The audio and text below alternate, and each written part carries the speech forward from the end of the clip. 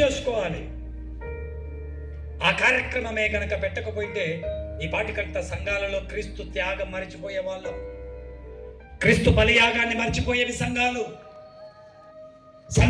మరచిపోయేవి. అందుకే దేవుడు ఆ పరిస్థితి మనకు రాకూడదని ఆయన కుమారుని యొక్క గొప్ప త్యాగాన్ని ఇప్పటికీ మనం అందరం జ్ఞాపకం చేసుకుని ఆయన రక్త మాంసములను సేవిస్తున్నాం.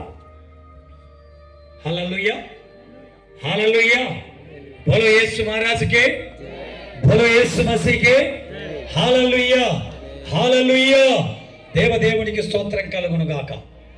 కాబట్టి ఈ గిన్నెలోనిది త్రాగినప్పుడల్లా, ఈ గిన్నెలోనిది తిన్నప్పుడల్లా ఇది దేవుని శరీరం అని మీరు వివేచించాలి, ఇది పరిశుద్ధమైనదని మీరు వివేచించాలి. అందుకే ప్రతివాడు ఈ గిన్నెలోంది త్రాగునప్పుడు, ఈ గిన్నెలోంది త్రాగునప్పుడు, తిన్నప్పుడు ప్రతివాడు తన్ను తాను ఏం చేసుకోవాలంట? ఏం చేసుకోవాలి? ప్రతివాడు ఏం చేయాలి? ఎవరిని పరీక్షించుకోవాలి? Praise the lord.